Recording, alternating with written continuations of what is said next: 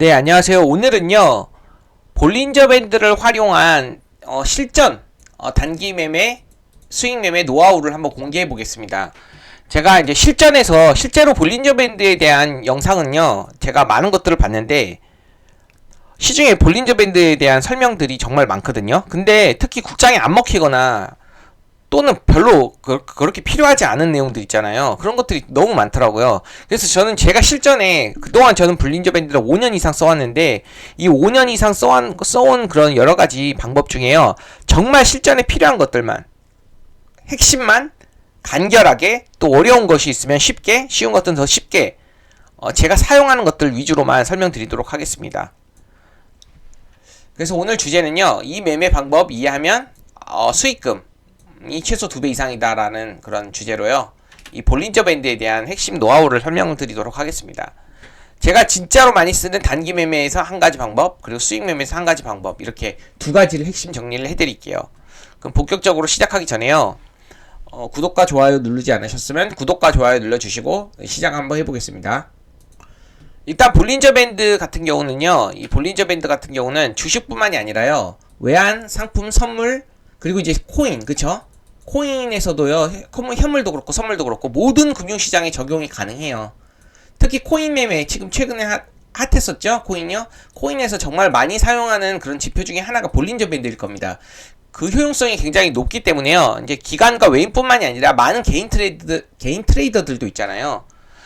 많이 사용하기 때문에 제가 이 지표를 오늘 다루게 되었어요. 실제로 저는 볼린저 밴드 관련된 서적들을 또 읽어보고 유명한 그런 전문가나 주식 매매 하시는 분들의 그런 트레이더들의 그 볼린저 밴드 설명도 들어봤거든요. 그래서 제가 실제로 책에서 나온 내용 중에 제가 실제로 사용하는 방법들과 실전 고수들 중에서도 저한테 맞는 방법들이 있을 거 아니에요. 저한테 맞는 방법. 가령요, 저는 볼린저 밴드 그 분봉에서 쓰시는 분들도 있거든요. 실전 고수들 중에서도 분봉에서 쓰시는 분들이 있는데 저는 다 지워버렸습니다. 분명은요. 저는 일봉에서만 좀 사용하는 편이에요. 일봉이요. 왜 그런지는 밑에 설명드릴게요. 밑에 읽어보면서. 그리고 이제 간혹요, 이제 볼린저 밴드와요, 이 엔벨로프를 착각하시는 분이 있거든요. 혹시 유명한 BNF 매매, 혹시 BNF는요, 예전에 제가 이제 낙폭 매매, 이격 매매에서 많이 설명드렸는데, 이 BNF라는 사람이 일본에서 엄청나게 개인 투자자로서 성공한, 그러니까 전 세계에서 개인 투자자 중에 가장 성공한 사람 중에 한 명이거든요. 이 사람이 쓰는 매매법이요, 이 합성 밴드 매매거든요. 이게 무슨 말이냐면요, 이 합성, 이 볼린저 밴드와요, 이 엔벨로프를 좀 많이 활용해요. 이 사람의 주요 기법이요. 그래서 제가 오늘 엔벨로프는 설명 안 드리겠지만요, 이 볼린저 밴드에 대해서 설명드릴 텐데, 이 사람이 어떤 관점으로 사용하는지에 대해서도 설명드리도록 하겠습니다. 잠깐 간단하게 제가 이제 볼린저 밴드와요, 그 엔벨로프를요, 잠깐 비교를 해볼게요. 이 볼린저 밴드는요, 주요 특성이요, 이 중심선이죠. 이게 21선이거든요. 밑에 설정법 설명드릴 때 또 같이 설명드릴게요. 이게 21선이거든요. 근데 21선이 이 볼린저 밴드와 엔벨로프의 중심선입니다. 같아요, 이 20선은. 근데 다른 게 뭐냐면요, 이 중심선을 기준으로요, 이 볼린저 밴드거든요. 이 폭이, 위아래가 폭이, 이렇게 좁아졌다가, 이렇게 넓어졌다가, 좁아졌다가 하는 모습 보이시죠? 이 볼린저 밴드는 그런 특성이 있고요. 엔벨로프는요, 이 중심선 기준으로 보시면요, 이 중심선의 기준으로요, 위아래로 폭이 고정되었어요. 제가 위아래로 예를 들면 10% 고정됐다는 뜻이에요. 그래서 이 중심선에서 위아래 폭이 고정되었다는 특징이 있고, 이거는 폭이 좁을 때도 있고 넓을 때도 있고, 이런 차이점이 있습니다. 기법상 접근 방법이 다르거든요. 그렇기 때문에 제가 간단하게 차이점을 체크해봤고, 오늘은요, 볼린저 밴드 중심으로 설명을 하도록 할게요. 이 볼린저 밴드는요, 수렴과요, 이 확산을 통해 가지고 주가 추세 트렌드를 파악하고, 주가 추세 트렌드를 파악하고 나서 접근하는 매매법이기 때문에요, 엔벨로프와는 조금 접근 방법이 다릅니다. 그럼 이렇게 내려가면서 한번 보겠습니다.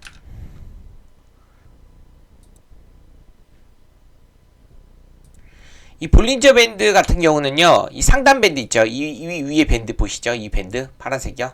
여기는 이제 수축이 된 공간이고 좁아지고, 이 밴드 폭이 여기서 넓죠. 여기서 좀 넓죠. 근데 보통은요, 이렇게 설명을 해요. 초심자용에서요, 이제 볼린저 밴드 관련 서적이라든지 뭐 이론들 볼 때 가장 쉽게 설명하는 그런 매매 기법이요. 이 초심자용이요. 이 밑에요. 보시죠. 이 밴드 밑에서 사고요. 일봉상. 그쵸? 이런 밴드 밑에서 사고, 그리고 이 밴드 위에서 파는 거예요. 이렇게 간단해요. 이 차트만 보면요. 수익이 잘 날 것 같지 않아요? 이 밑에 밴드 밑에서 사고, 밴드 위에서 팔고, 밴드 밑에서 사고, 밴드 위에서 팔고. 이거는 제가 잘 맞아떨어진 차트를 갖고 왔기 때문에 이렇게 잘 맞는 건데요. 실제로 이렇게 매매하면요. 수익을 잘 낼 리 만무합니다. 이렇게 단순하게 매매해갖고 수익을 낼 수 있는 방법은 아니에요. 그래서 이 방법보다는요. 제가 이제 실전에서 사용하는 방법은요. 설명을 할 거거든요, 아래서. 근데 그것보다 이제 일단 기본적으로 이 세 가지를 먼저 살펴볼게요. 뭐냐면요. 이 볼린저 밴드에서 이 선의 의미, 그리고 두 번째, 그 볼린저 밴드 이 선 설정할 때 이 수치의 의미가 있거든요. 여기요, 수치. 이 수치의 의미랑요. 마지막으로 이 두 개를 알아본 다음에 마지막으로 제가 이 볼린저 밴드의 핵심 특징에 따른 실전 매매 노하우를 제가 설명드리도록 하는 방식으로 설명드리겠습니다. 이 선의 의미를 볼 텐데 먼저 너무 복잡하게 설명하진 않을게요. 그냥 간단하게 저는 활용법 위주로 설명드리도록 하겠습니다. 볼린저 밴드의 가장 큰 특징은요. 아까 엔벨로파와도 다른 점입니다. 이 수렴과 확산입니다. 그러니까 이 밴드가 이렇게 수렴이 이렇게 좁아지는 것을요. 스퀴즈라고 하거든요. 밑에서 더 자세히 살펴본데 이렇게 밴드가 좁아질 때가 있어요. 변동성이 작죠, 이럴 때는요. 그러다가 이제 뭐 거래량이 보통 터지고 이렇게 주가가 상승하게 되면요, 이 밴드 폭이 넓어지거든요. 이때는요, 만약에 주가가 위로 상승하게 되면요, 확산. 주가는요, 위로 확산을 하고 만약에 아래로 떨어지게 되면 아래로 확산하게 되는 거예요. 그리고 나서 다시 주가는요, 중심으로 회귀해요. 이렇게 중심으로. 그러니까 한마디로 볼린저 밴드는요, 가장 큰 특징이 수렴과 확산이기 때문에 이 수렴과 확산을 통해서 매매하는 방법이라고 보시면 됩니다.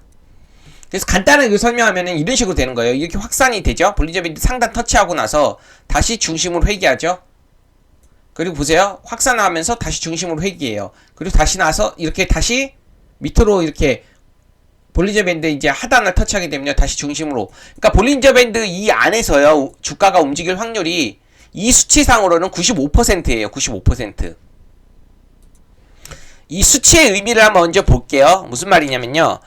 이 수치가요. 이제 기간 20일 그리고 이 D1을 2로 했거든요.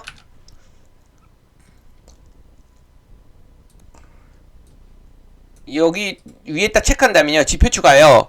이 볼린저 밴드를 눌러보세요. 그러면요. 볼린저 밴드를 누르시면요.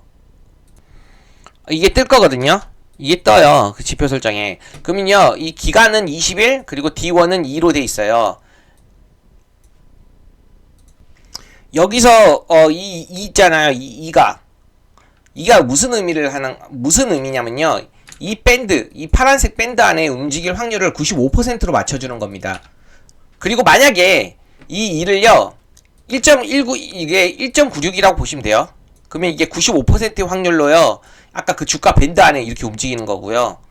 그리고 이제 1.645로 바꾸죠. 이거를요. 1.96이 아니라 1.645로 바뀐다면요. 이 밴드가 조금 줄어들어요. 이렇게. 밴드가 이렇게 조금 줄어들 겁니다. 그러면요, 뭐라고 해야 되지? 90%의 확률. 이 주가 같은 90%의 확률로 이 안에서 움직일 가능성이 크다는 거고, 마지막으로 만약에 이거를 2.576으로 바꿀게요. 이거를요, 2.576으로요. 그러면요, 밴드가 조금 더 확장돼요. 더 이렇게 넓어져요. 이해되시나요? 그러면은, 그때 이 볼린저 밴드 그 안에서 주가가 안에서 이렇게 움직일 확률은요, 이렇게 주가가 움직일 확률은요, 얼마가 되죠? 99%의 확률인 겁니다. 이해되시나요? 제가 차트를 갖고 와서 얘기를 해볼게요. 보세요. 이 파란 색깔이 볼린저 밴드거든요. 그럼 이걸 눌러준 다음에 이게 원래 이렇게 2로 돼 있거든. 설정이 됐거든요. 이대로 그대로 맡아주세요. 1.96이나 거의 비슷해요. 똑같아요. 보세요. 거의 비슷해요. 오차가 거의 없습니다. 그래서 1.96이 원래 2로 맞춰져 있거든요. 그래서 95% 확률이거든요. 그럼 2면은요 조금 더 높아져요. 뭐 95점 몇몇, 그쵸? 근데 그거 상관하지 말고, 그러면요, 여기서 보세요. 1.96이 만약 1.645로 바꿔볼게요. 그럼 볼린저 밴드 폭이 줄어들어요. 그쵸? 그렇기 때문에 이 주가로 나갈 확률이 더 높아지겠죠? 그렇기 때문에 이 안에 이 안에서 움직일 확률이 90%로 줄어드는 거예요, 주가가. 그리고 반대로요, 이거를 1.645라면 이게 안에, 밴드 안에 움직일 확률이 이제 90%로 줄어들었잖아요, 급격하게. 근데 만약에 9.7%로 만들려면 2.5676, 그쵸? 이걸 예를 들면 3으로 해볼게요. 이걸 올려줄수록 밴드가 넓어지거든요. 3으로 눌러볼게요. 그럼 이 주가가 안에 거의 100% 움직이잖아요. 이 밴드 안에서, 그쵸? 그러니까 2.567은요, 이 주가가 이 밴드 안에 움직일 확률이 99%로 높아지게 되는 거예요. 이해되시죠? 그러면요, 보통 이제 설정되어 있는 게 2니까 우리는 그냥 2로 쓰겠습니다. 왜냐면 남들이 다 쓰는 걸로 쓰는 게 좋습니다, 그냥. 그래서 이게 이제 95%로 이 확률이, 여 안에서 움직일 확률이 높기 때문에요, 단순하게 설명한다면요, 이 밑에서 사고 위에서 팔고, 그쵸? 안에서 움직일 확률이 높으니까 밑에서 사고 위에서 팔고, 이런 식으로 접근하는 게 가장 원초적인 매매 방법입니다. 아주 가장 간단한. 근데 이 매매 방법이 많이 안 통하니까 제가 이제 아래서 추가적으로 실전에서 활용하는 것들을 설명드릴 겁니다. 이제 지금까지 별로 중요하진 않았어요. 내려보겠습니다. 그래서 지금 이거를 정규 분포로 그려가지고 그 표준 편차를 이용해갖고 만든 밴드거든요. 그런데 그거에 대해서 만들어진 원리와 그런 것들은 그렇게 실제로 그렇게 중요하지 않기 때문에 저는 활용법에 대해서 설명드리는 겁니다, 이제부터. 그러면 기본적인 특징을 한번 먼저 보겠습니다. 특징.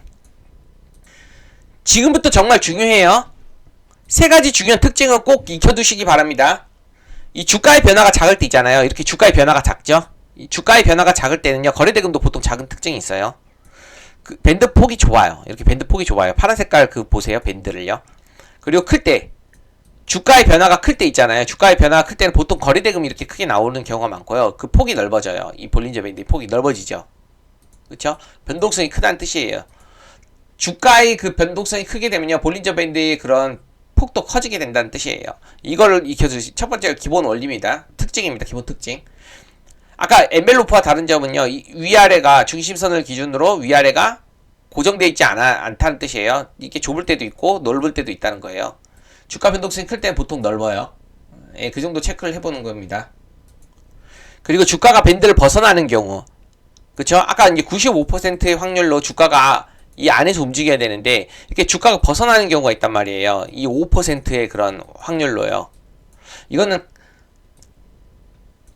어떤 때 잘 발생하느냐면요, 이 강력한 그런 이슈, 좋은 이슈가 나오면서 강력한 테마가 형성이 될 때 있죠. 그럴 때 이 5%의 확률로요, 이 주가를 벗어나게 돼요. 특히 좋은 호재 이슈, 그 섹터에 좋은 호재 이슈라든지 개별 종목에 좋은 이슈들이 뜨였을 때 이렇게 5%의 확률로 주가가 벗어나면서 변동성이 위로 나오게 되는 거고요. 반대로 이 아래로 떨어지는 경우도 있겠죠. 이때는요, 반대로 악재, 그쵸? 악재라든지 시장 악재라든지 뭐 개별 악재라든지 섹터 악재라든지 발생할 때 이렇게 주가가 아래로 밴드를 이탈하면서 하락하는 경우가 있어요. 근데 저는 아래로 가는 거는 안 할 겁니다. 이거는 제가 설명 안 할 거예요.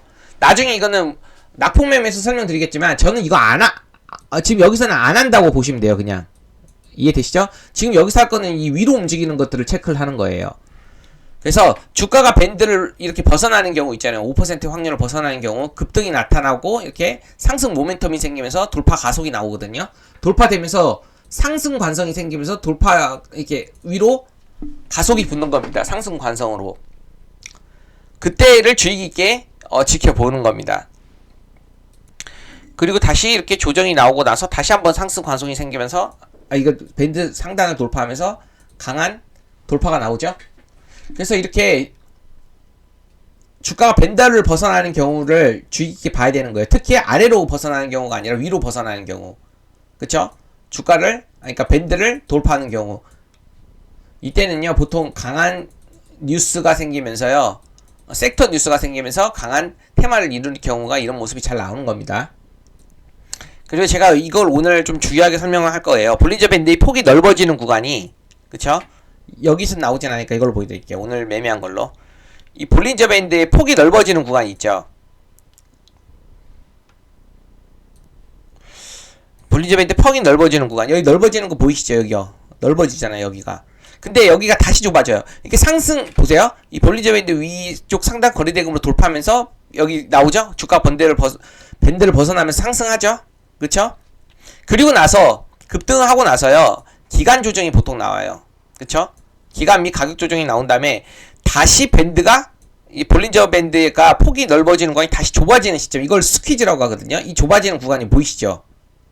이 구간에서부터 이제 주가는 이제 힘을 어느 정도 비축해요. 기간 가격 조정을 통해서 비축한 다음에 다시 한번 급변이 일어나요. 어디로? 위로 아니면 아래로. 근데 저는 이제 이런 로봇주가 최근에 다 강한다는 건 알고 계시죠? 그쵸?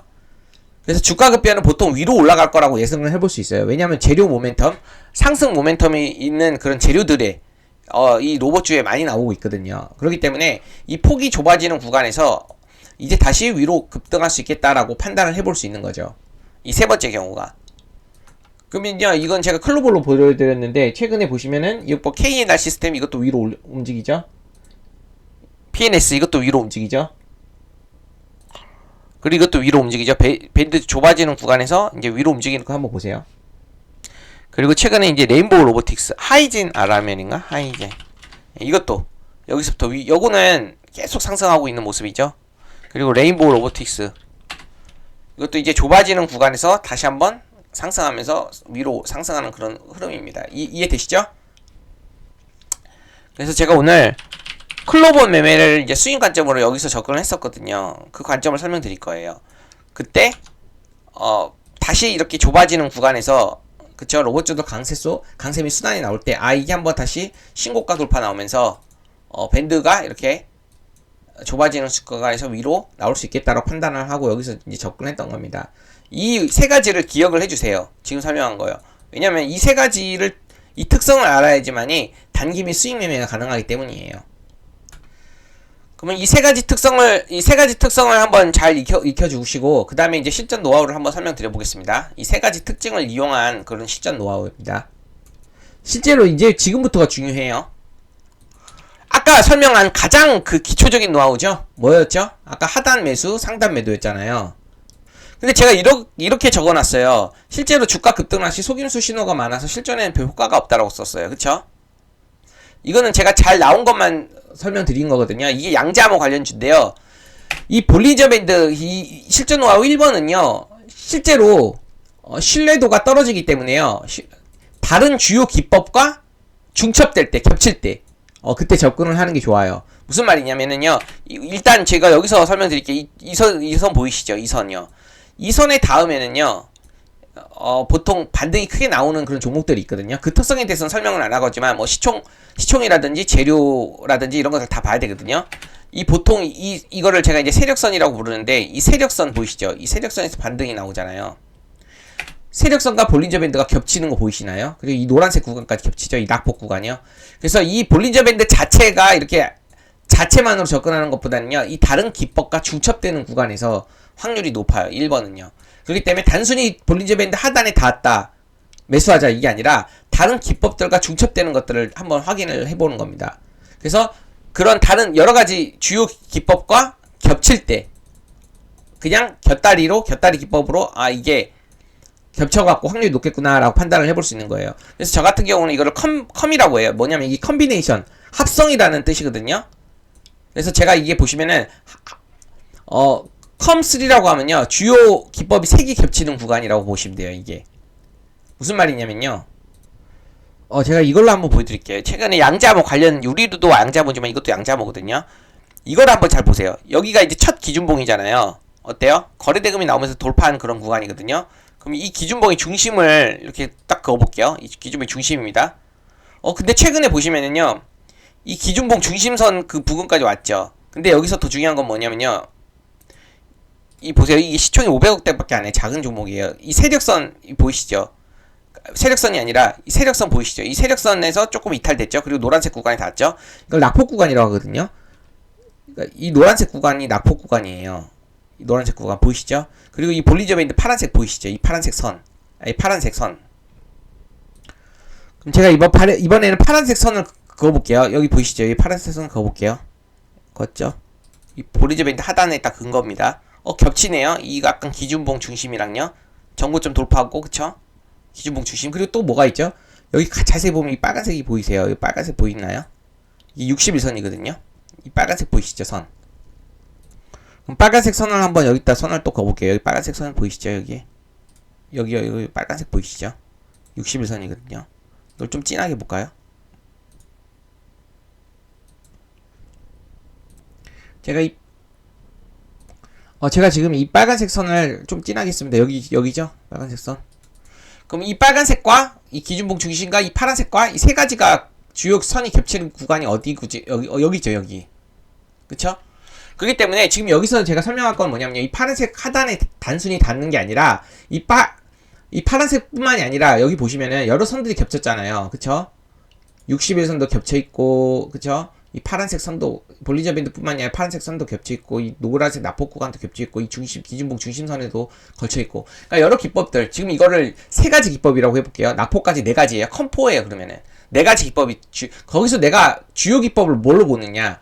지금 이거는 시총이 작은 세력주란 말이에요. 양자, 뭐, 세력주. 세력주일 때 가장 주요하게 보는 기법이 세력선이에요. 이 세력선 이탈하는 이런 구간. 이해되시나요?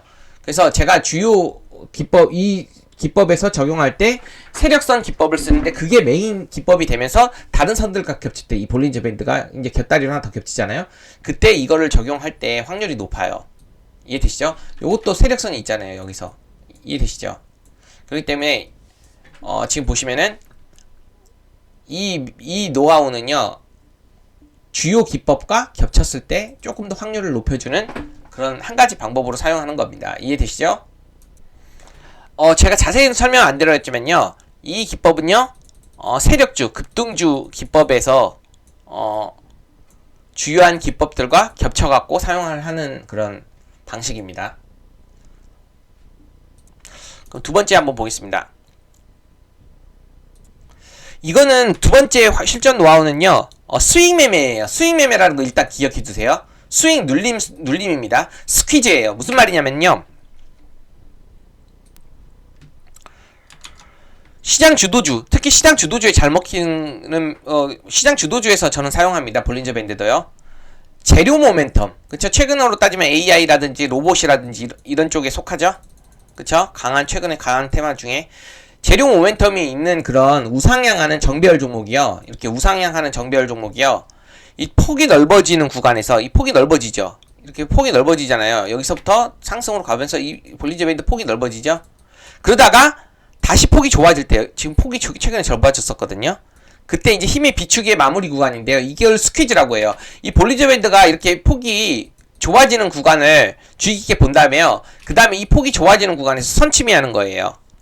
그러면요, 이렇게 다시 주가가 급등하면서 이렇게 상승으로 가는 그런 직전이가 이 폭이 좁아지는 구간에서 보통 다시 재상승이 나오는 가능성이 크거든요. 그래서 제가 이거는 스윙 관점에서 좋다고 설명드렸는데 무슨 말이냐? 최근에 여기 보시면요, 이 볼린저 밴드 이자요, 이 21선이거든요. 21선 이자 볼린저 밴드가 수축되는 구간이었어요. 그래서 수축되고 다시 이렇게 위로 상승할 거다라고 판단을 하고 이제 스윙 관점에서 클로봇을 매수를 한 다음에요. 이렇게 신고가 돌파 나오면서 오늘 상한가를 갔는데요. 이때 한 20%, 15에서 20% 정도 던진 타점이 15% 정도에서 던진 타점인데요. 이때 이제 스윙 관점으로서 이렇게 눌림에서 접근하는 겁니다. 무슨 말이냐면요. 차례차례 한번 볼게요. 제가 이걸 설명하기 전에 위에서부터 차례차례 보겠습니다. 이거거든요. 보통요, 첫 재료가 부각이 될 때, 이제 뭐 집단 강세를 보였다고 할게요. 어떤 재료로 인해서요. 어떤 종목이 집단 강세를 보일 때는요, 이렇게 한번 변동성이 크게 나옵니다. 제가 말했죠? 그러면서 이 밴드를 돌파하죠. 이탈을 해버리죠. 위로 이탈을 해버리잖아요. 밴드를 돌파. 그때요, 이렇게 볼린저 밴드 폭이 넓어지게 돼요. 이렇게 한번 크게 나오면요, 이 폭이 넓어지게 되거든요. 그러면요, 다시 이 볼린저 밴드가 수축되는 구간이 이제 다시 한번 상승을 방향성을 정하고 그 방향성으로 강하게 가는 구간이거든요. 그때 마무리 구간이 보통 이런 볼린저 폭이 좁아지는 구간이에요. 그래서 이렇게 폭이 좁아질 때요, 선침해를 한 다음에요, 다시 한번 위로 상승 모멘텀이 나오면서 강하게 상승할 때 던지는 거거든요. 이해되시나요? 그래서 보통요, 이제 여기서는요, 능숙한 사람 아니면 매매하기 힘들어요. 단기 매매로요. 그래서 이렇게 강한 상승을 보인다는 그런 종목들이 나올 때 그게 어떤 이슈로 그리고 어떤 집단 테마를 이루고 그게 제로 모멘텀이 있는지를 판단을 하고 나서요. 이렇게 기간 조정이 나오잖아요. 그러면은 그리고 이게 볼리저 밴드 폭이 좁아질 때 어떻게 생각을 할 수 있냐면요. 이 종목이 다시 한번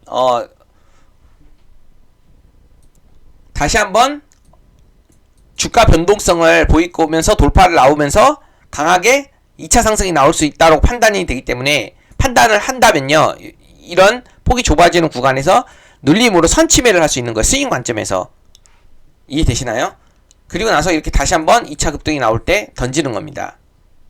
그래서 저는 이렇게 폭이 좁아지는 구간에서 보통 힘의 비축 마지막 힘의 그런 비축을 이제 다 했고 다시 한번 주가를 위로 상승할 것으로 판단을 하고 매매를 하는 경우가 많습니다.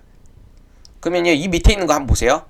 다른 거예요. 다 다른 종목이에요. 근데 제가 그냥 종목명은 안 보여주고 이렇게 설명드렸습니다. 그리고 이제 보시면요 여기서 한번 상승하죠. 여기랑 똑같은 구간입니다. 그리고 밴드가 이렇게 넓어지잖아요. 이렇게 그쵸 확산이 되죠 밴드가. 그리고 나서 어때요? 주가는 등락을 보이면서 그쵸 볼리저 밴드를 이렇게 수축시켜요. 그리고 여기가 수축이 되죠 이제. 그럼 수축되는 그런 마지막 구간 여기 구간이잖아요. 이제 이런 데서 이제 선취매를 하는 거죠. 그리고 나서 다시 한번 2차 급등을 보일 때 던지는 겁니다. 이렇게처럼. 이거랑 다르게죠. 이건 조금 짧았는데 이건 조금 더 길게 나왔죠.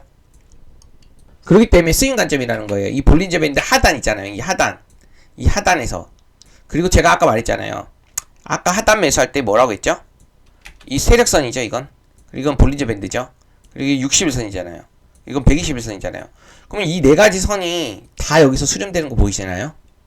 그래서 여기서 산 다음에 그냥 바로 여기서 20% 던져도 되고요. 뭐 이렇게 해서 50% 이상까지 상승을 해버렸을 때 여기서 10% 이상 여기서부터 크게 상승했을 때 던져도 되는 거고요. 보통은요 이렇게 선취매를 하게 되면요 이렇게 거래량이 크게 터질 때 던져요.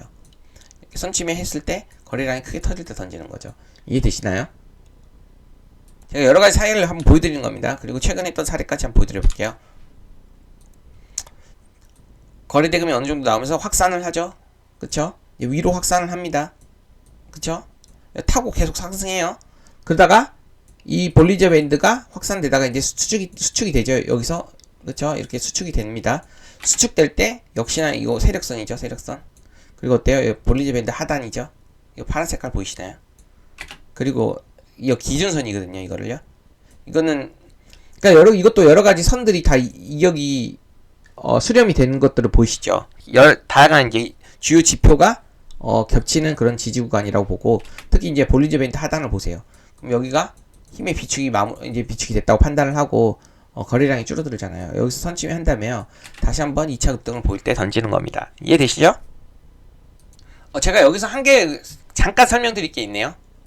제가 지금 여기서 설명드리는 거는 스윙 관점이에요. 그러니까 최대한 단기 저점에서 사는 겁니다. 이해되시죠? 이런 데서 한번 상승 관성 나오고 그러니까 강한 상승 나오고 나서 그 볼리저 밴드가 축소되면서 이렇게 여러 지지선 합칠 때 이런 데서 사는 거잖아요. 근데 어때요? 기다림이 길 수 있어요. 막 5일이 될 수도 있고 10일이 될 수도 있어요. 이해되시죠? 여기서는 조금 기간이 걸렸습니다. 그리고 다시 나왔어요. 그리고 나서 여기서부터는 기간이 여기서 샀다고 하면요 1, 2, 3, 4, 5, 6, 7, 8일이나 걸릴 수도 있단 말이에요.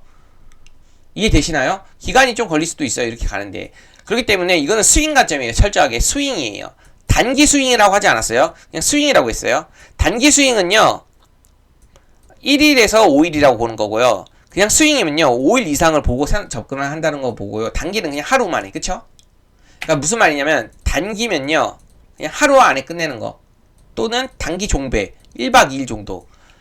그러면은 단기 스윙이라고 하면요 1일에서 5일까지 생각하는 거고요. 그냥 스윙이라고 생각한다면요 5일 이상은 생각하는 거예요. 그럼요 여기서 사는 거는요 단기 스윙이랑 그죠? 단기 스윙에 가깝거나 아니면 스윙에 가깝잖아요.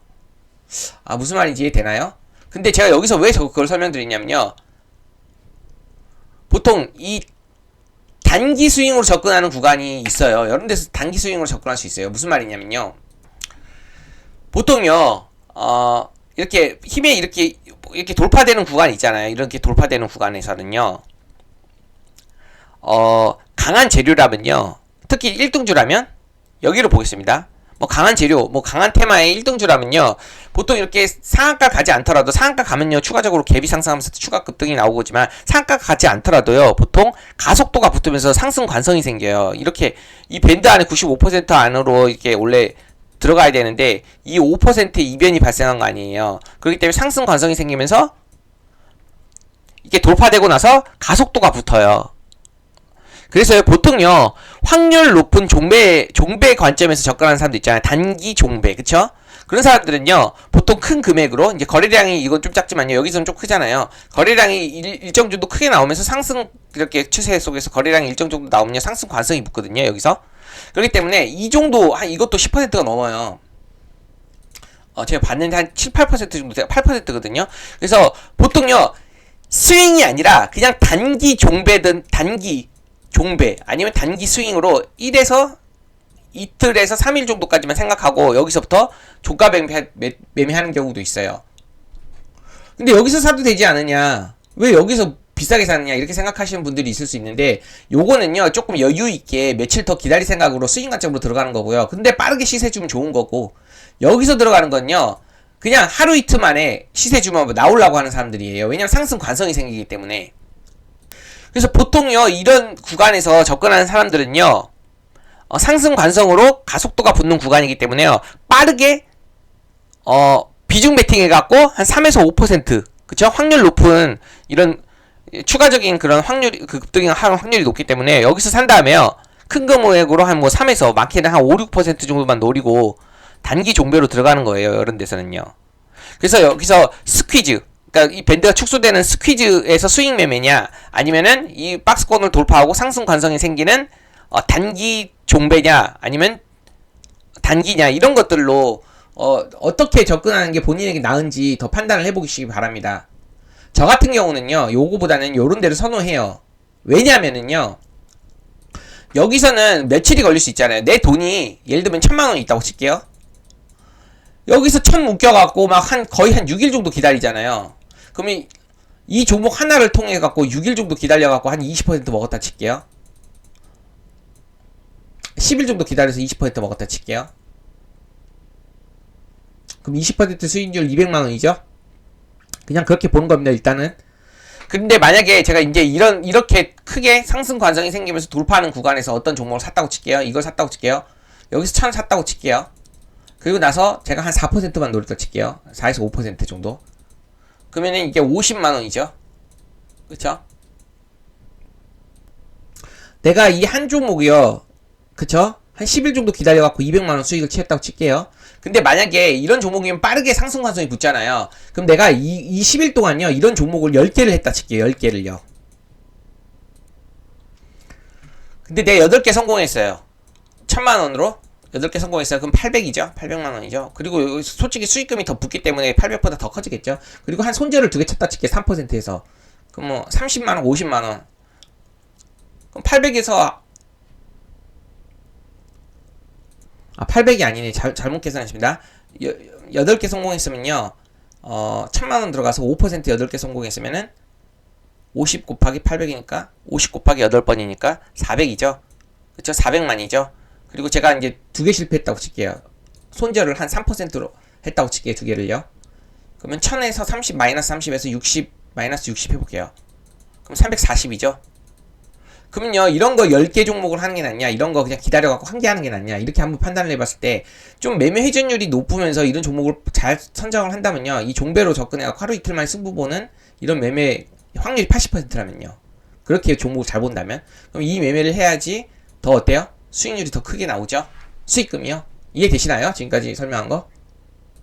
그래서 실제 고수들은요 이런 스윙보다는요 이런 단기 종배, 상승 관성이 생기는 그런 초입에서 대장주, 그런 것들을 매매를 해갖고 종배나 단기로 이렇게 접근하는 경우가 더 많아요. 그리고 제가 여기서는 미수를 설명을 안 했잖아요. 근데 보통 이런 매매를 하시는 분들은요 미수를 좀 씁니다. 신용이라든지.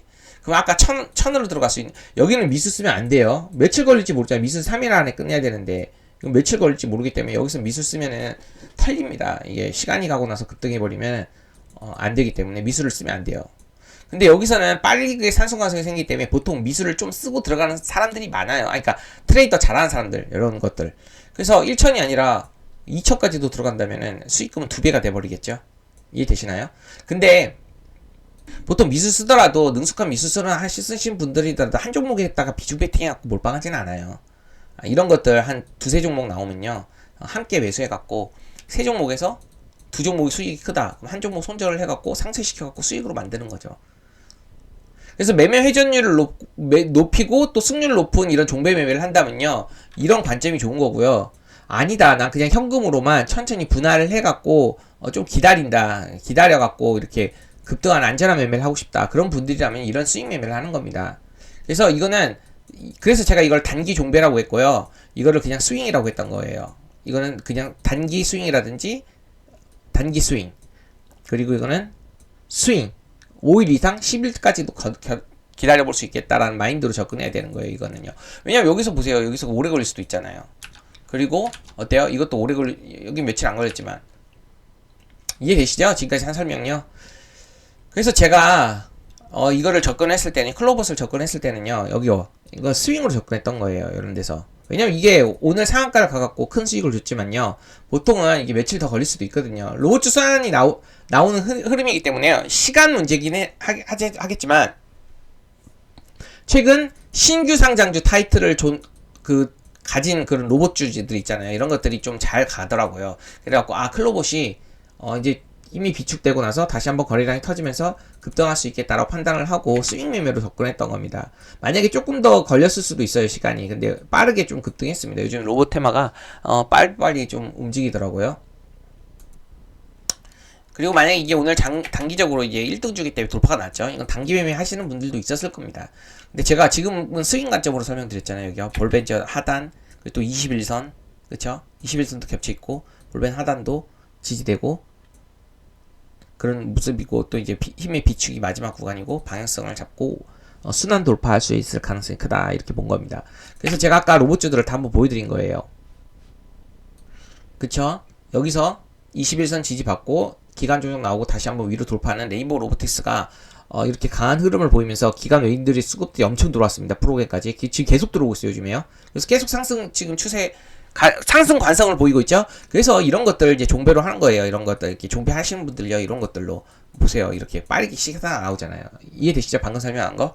근데 이제 이런 건 손절도 잘 해야 되기 때문에, 그리고 또 능숙하신 분들이 조목 선정도 잘 해야 되거든요. 그렇기 때문에 저는 초보자들에게는 이런 스윙 관점에 설명드렸던 겁니다. 어때요? 이렇게 돌파 나오고 나서 레인보우 로보틱스가 최근에 실질 로봇 1등주로서 강한 흐름을 보였기 때문에 신규 상장주 위주로 수단 돌파가 나올 거라 판단을 하고 제가 이 클로봇을 접근했던 겁니다. 그쵸? 이해되시죠? 이제 이 관점이. 그리고 이것도 기간 외국인 수급이 오늘 크게 들어왔죠. 프로그램까지. 그리고 나서 보시면은요, KNR 시스템, 이것도 위로 지금 방향성 틀고 위로 올라가는 거 보이시죠? 이건 조금 들어오긴 했지만, 그리고 이거 PNS 메케닉스, 이것도 다 신규 상장주예요. 제가 지금 보여드리는 게. 그쵸?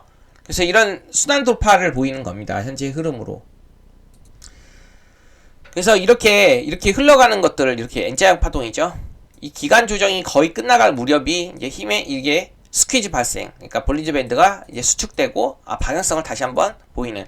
특히 강한 테마이기 때문에 이런 2차 급등이 레인보우 로보틱스부터 나왔기 때문에요. 로봇주들은 대형주가 먼저 가고 나서, 그쵸? 이제 주소형주 순환하는 흐름, 특히 신규 상장주 위주로 잘 돌 거라고 판단을 하고 클로버를 매수했던 겁니다. 여기서. 이제 이해가 되시죠? 그래서 제가 이 클로버시 어저께 여기 보세요. 볼린저 밴드 수축하는 구간에서 이런 모습을 보이고 오늘 바로 이렇게 급등하는 모습들을 예상을 했던 겁니다. 오늘이 아니었어요. 오늘은 운 좋게, 솔직히 운도 어느 정도 있었어요. 왜냐면 이렇게 빨리게 상한가가 가면서 급등하리라고 생각을 못했지. 근데 저 크게는 봤습니다. 왜냐면은 이게 오늘 장중에 로봇주 1등이었거든요. 그래서 이게 순환되면서 1등이었구나, 크게 볼 수 있겠구나 라고 판단을 해갖고 좀 크게 봤는데요, 실제로 상한가까지 갔습니다. 2차 급등. 이해되시죠? 그래서 제가 이렇게 적어놨어요. 실전 이게 이제 스윙 관점에서 가장 좋은 제가 노하우라고 판단이 되는 거예요. 시장 주도주면서, 로봇이 시장 주도주인 거 모르는 사람 없겠죠? 재료 모멘텀이 있죠? 그리고 또 우상향하면서 정별되는 그런 흐름. 최근에 이제 명목상 1등? 이게 이제 세력주에서 기간 외국인 수급은 제가 나타내지는 않았지만, 최근에, 기간 외국인, 특히 이제 외국인인가? 한번 잠깐 볼까요? 제가 잠깐 보여드리면은, 제가 최근에 설명한 글로 보여드리면요, 넣어볼게요. 여기 보시면은요, 이게 세력주였거든요. 하이젠이요. 근데 최근에 보시면요, 시총 기준 세력주에서 이제 수급주로 전환을 했어요. 시총이 커지면서. 여기 보시면은 이제 최근에 외국인들이 계속 사들이고 있는 거 보이시죠? 하이젠이요. 그래서 이 하이젠이요, 세력주였는데 세력주의 특성을 가진 이제 불특정 개인들이 핸들링하는 그런 종목에서 수급주, 여기서부터 기관 외국인들이 매수하기 시작하면서 끌어올리기 시작했어요. 여기서부터요. 특히 기관 외국 매수세가 계속 들어오는 모습 보이죠? 아까 로봇 다 그 순환 돌파할 때 기관 외국인 프로그램이 들어왔던 거 보셨죠? 그래서 이 하이젠이 이런 모습을 보였거든요. 그래서 제가 이 하이젠이 쭉쭉쭉 타고 올라가는 거 보이시죠? 이 기관 외국인들이 계속 사들였거든요. 그래서 제가 이거를요, 천국의 계단이라는 표현을 써요. 가끔요, 이렇게 2차 급등이 나오잖아요. 거래대금이 터지면서. 그럴 때요, 이제 주가가 상승 추세를 타기 시작해요. 그리고 주가가 밴드의 상단을요, 수없이 터치하면서, 이렇게 수없이 터치하죠, 계속. 그러면서 상승 과정이 계속 생기는 겁니다. 그러면서 계속 우상향하죠, 이 추세적으로. 이해되시죠? 이럴 때 시장 주도주, 선도주의 경우, 이게 명목상 그 1등 선도주였어요. 하이젠이요.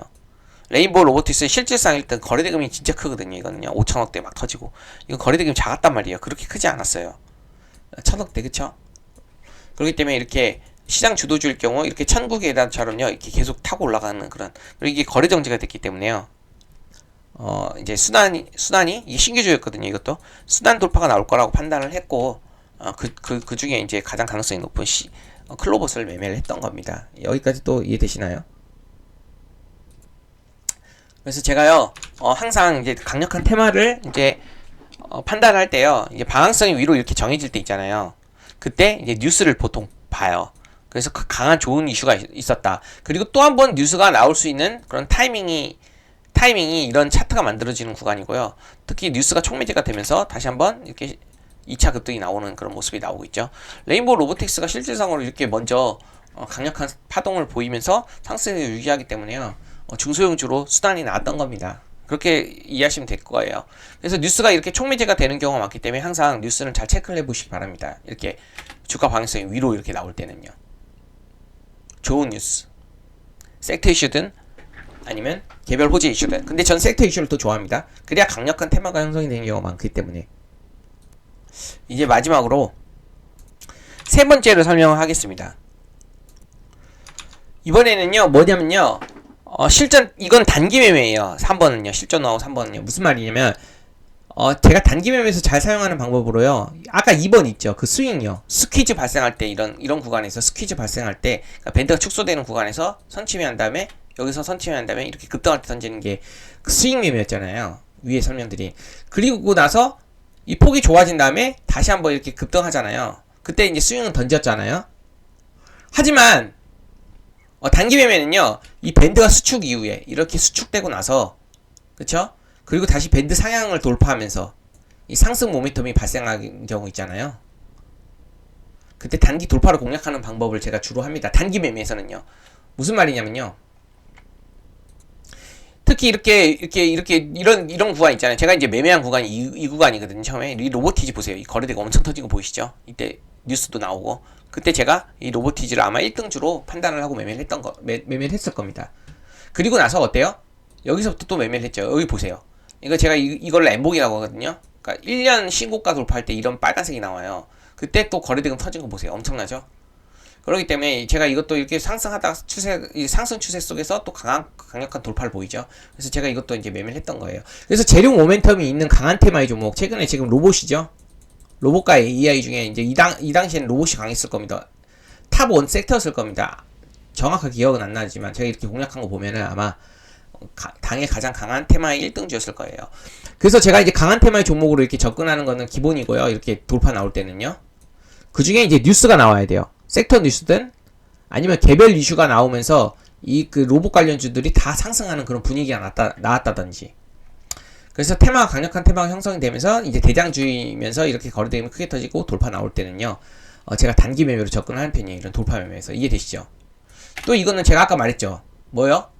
이렇게 강력한 파동이 나오고 나서 여기서 강한 장대 양봉이 나오잖아요. 거래대금 터지면서. 그럼 이거는 이 추세 상승 관성이 생기면서 다음날까지 추가적으로 크게 급등한 거 보이시죠?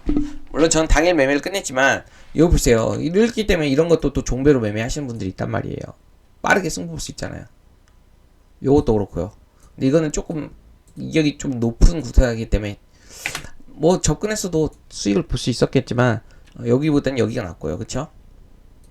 제가 이거 방금 체크해 봤는데 이게 12%예요. 이거 제가 12%가 추가 급등했던 거고요. 이건 6%입니다. 이게 작아 보이지만요. 5% 정도는 충분히 나오는 구간이잖아요. 이 두 가지가 이상이요. 그쵸? 그렇기 때문에 이거를 단기 스윙으로 빠르게 단기 스윙 또는 단기 종배로 빠르게 승부 보는 사람들이 판단 잘해갖고 종배로 접근하는 겁니다. 이게 분봉상 좋은 매수 구간을 딱 잡아갖고 이해되시죠? 아까 설명한 거. 근데 저는 이제 단기적으로 종목 생략을 했던 거예요. 그냥 당일 매매로 끝냈어요. 그래서 제가 이렇게 적었던 겁니다. 밴드가 수축 이후에 다시 밴드 상향 돌파되고 또 상승 모멘텀이 발생할 때 단기 돌파로 공략하는 방법입니다. 이렇게 적어놨죠. 이는 지금 로봇 섹터처럼요. 정책 수익 기대감이라든지 이제 글로벌 이슈가 많이 나오잖아요. 그래서 이제 강한 상승을 보일 때요. 그 추세를 어느 정도 이렇게 이어가는 그런 특성이 있거든요. 그래서 가는 말에 올라타는 그런 매매 방법이라고 볼 수 있고요. 이거는 단기 관점에서 제가 좋다고 적어놨습니다. 그지만요. 이렇게 또 이게 1등주 종목 선정을 잘 못하거나 그죠? 당일 그 시장 흐름을 보고 당일 가장 강한 테마를 분별하지 못하거나 아니면 또 손절을 못하거나 강한 테마의 1등주다 하더라도 손절을 해야 될 경우도 있거든요. 이게 분봉상 손절가 이탈하게 되면 그래서 그런데도 손절을 못하는 트레이더들이라면요 이런 매매는 권장하지 않아요. 그래서 이건 단기 매매, 특히 이제 트레이더 중에서도 고수들 뭐 다 이 정도까지 매매할 정도 되면요 단기 매매는 어느 정도 종목 선정을 잘한다고 보시면 되는데 그런 분들이 하는 거예요. 만약에 이런 관점에서 이렇게 조금 비싸게 사서 더 비싸게 파는 이런 단기 관점 있잖아요. 이런 것들이 잘 안 맞는다 싶으면요 아까 제가 말하는 이런 구간에서 사는 겁니다. 좀 기다리더라도. 그래서 제가 이거는 이제 로보티즈로 보여드렸지만요 아까 하이젠 이것도 보이세요. 이런 것들 다 그 비슷한 관점이에요. 이거요. 여기서 이렇게 들어가는 거 그쵸? 단기 관점이란 말이에요. 그리고 이거 돌파되는 거 확인하고 N봉 발생했으니까 이거를 의미 있는 구간에서 종배해 갖고 이렇게 어느 정도 먹는 거 단기 스윙 고수들이 하는 거고요. 이해되시죠? 그래서 제가 이제 이걸로 단기 매매 관점을 설명드렸는데 지금까지 설명드린 그 두 가지 스윙이랑 스윙 한 가지 그리고 단기 한 가지 설명드렸죠. 스윙은 이 스퀴즈 발생할 때 사는 거고 그쵸? 밴드 수축 그리고 2차 모멘텀이 나올 거라고 판단하는 그런 섹터의 대장주 후보 또는 순환 돌파 가능성이 큰 종목들 이런 것들로 하는 거고요. 재료 모멘텀이 있는 그리고 이렇게 다시 상승할 때는 그쵸? 밴드 상향 돌파할 때는 당일 가장 강한 섹터이면서 대장주인 종목들이 이런 모습이 나오면은 단기적인 관점으로 접근할 수 있다. 이렇게 요약을 해볼 수 있겠습니다. 지금까지 제가 볼린저 밴드를 이용한 시점 매매 노하우에 대해서 설명드렸어요. 2개밖에 설명을 안 했어요. 3개, 그쵸? 그 중에서 중요한 거는 스윙 1개, 단기 1개 이렇게 설명드렸어요. 방금요. 요약을 해보면요. 요약을 해볼게요. 보세요. 두 가지 설명드렸죠? 아까 스윙 매매부터 설명드렸어요. 뭐냐면요. 스퀴즈 눌림 매매. 이 밴드가 축소되는 구간. 그쵸? 그건 뭐였죠? 방향성을 정하게 되기 직전. 이 방향성을 정하게 되기 직전이잖아요. 여기가. 근데 방향성을 2차 여기로 보일 거라고 판단한 거는 지금 로보테마의 그 상승 모멘텀 재료와 지금 최근 레인보우 로보틱스의 그런 흐름들 그런 것들을 분위기를 파악하고 나서 이거 수단 돌파 나올 수 있겠다라고 판단을 하고 기가 외국인 프로그램이 들어올 수 있겠다라고 판단을 한 거죠.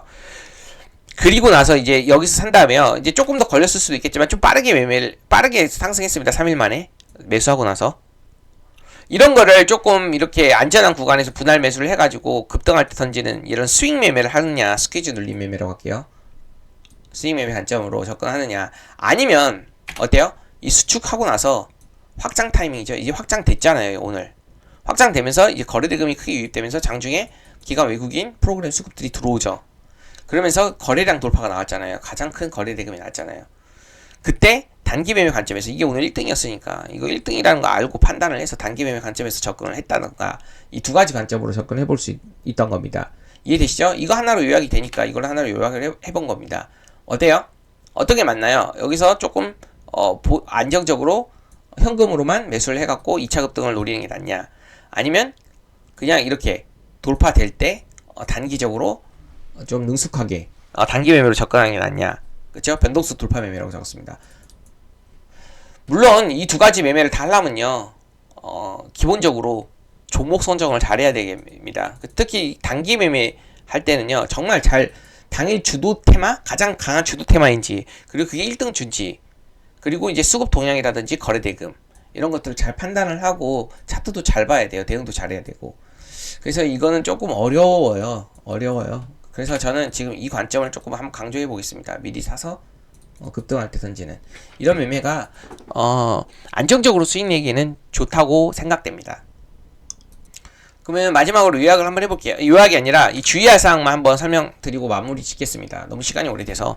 이 볼린저 밴드 매매 시 주의할 사항이 뭐냐면요, 이 장기적으로 하락 추세를 보이는 종목 있잖아요. 제가 오늘 상승 모멘텀이 생기는 종목에서 했잖아요. 그쵸? 볼린저 밴드 이런 수축 구간.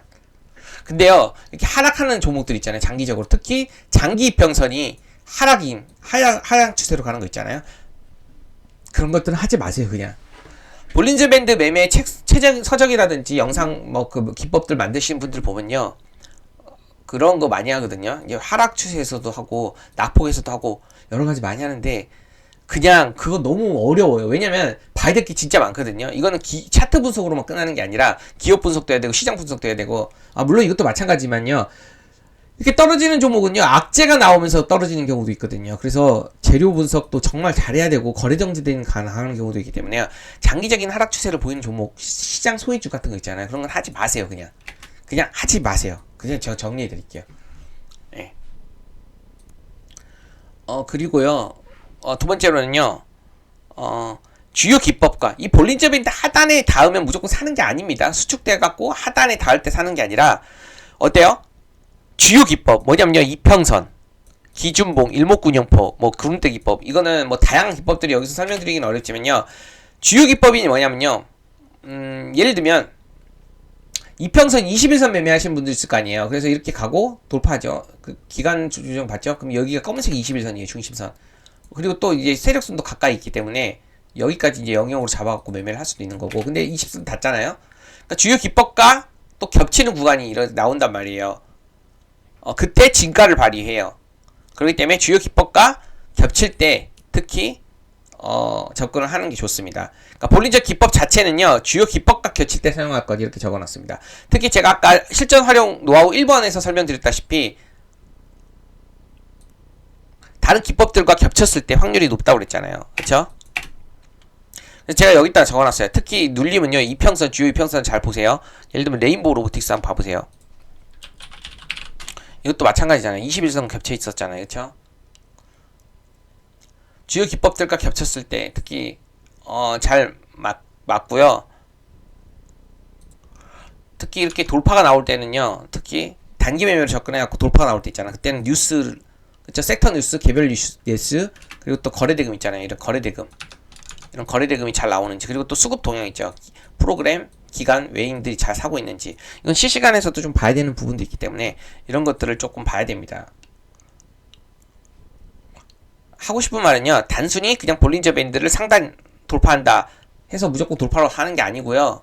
그리고 또 볼린저 밴드 수축했을 때 볼린저 밴드 하나만 지지선을 딱 깔려갖고 거기서 눌림 사는 게 아니라 다른 기법들, 주요 이평선이라든지 기준봉이라든지 다른 기법들이 겹쳤을 때 확률이 높아진다는 거예요. 매번 작끝나게 되면요, 기관 외국인들이 많이 사는 그런 수급 매매 동향도 볼 수 있거든요. 그런 것도 보면요, 지금 기관 외국인들이 뭘 많이 사고 어떤 종목들이 지금 신고가, 어떤 섹터가 신고가가 그러니까 시장이 하락하고 나서 다시 반전하고 반등 나오고 상승할 때 있을 거 아니에요, 시장이. 그럼 가장 먼저 치고 올라가는 섹터가 어떤 거냐, 이런 걸로 판단을 해야 돼요. 가장 먼저 치고 올라가면서 기관 외국인들이 많이 사들이는 그런 섹터나 테마가 어떤 거냐, 이런 걸 판단해야 되거든요. 그걸 왜 얘기했냐면요, 그런 것들 수급을 먼저 보고 시황도 보고 재료도 보고, 이게 우선이에요. 이 볼린저 매매 기법 자체보다는요, 그냥 시황과 재료 수급보다 우선하지 않는다는 사실, 이 기법이 이해되시나요, 지금 말이? 그러니까 이것도 볼린저 매매 기법도 어떻게 보면 차트 기법이거든요. 차트 기법 중에 좀 더 주요 기법들과 겹칠 때 이 확률이 매매 확률이 상당히 높아진다는 그런 거를 알고 있기 때문에요. 주요 기법과 겹칠 때 이것들을 확인을 하고 나서요. 매매를 하는 건데 그보다 우선하는 건 시황과 재료와 수급 동향. 특히 제가 최근에 이렇게 기관 외국인들 프로그램 순매수가 많이 들어온 게 로봇 섹터와 AI라는 걸 파악을 했기 때문에 이제 다른 종목들이 2차 돌파 나오면서 기관 외인 프로그램이 들어올 수 있겠던 거구나 이렇게 판단을 했던 겁니다. 클로봇이 오늘 많이 들어왔잖아요. 이렇게 보시면 클로봇뿐만이 아니라 아까 보여드렸잖아요. PNS 메케닉스도 그렇고 그렇죠? 이것도 그렇고 다 들어오는 겁니다. 그리고 어저께 이제 두산 로보틱스가 어때요? 이 장대복 나왔죠? 그리고 기간 조정 보이고 여기 수렴됐죠? 어저께 이게 상승했더라고요. 이게 프로그램과 웨이 매수, 기간 매수가 들어오면서요. 장대봉을 나왔어요. 거래대금 터지면서. 그래서 대형주들이 먼저 이렇게 터지는 모습이 나오고 나서 중소형주로 순환할 수 있겠다라고 판단을 했던 거죠. 수급 동향도 보더라도 이게 돌파할 때면요. 돌파할 때 기관과 외국인 프로그램들이 같이 사주면서 상승해주는 이런 수급주인 경우에는요. 이런 걸 좀 봐줘야 되거든요.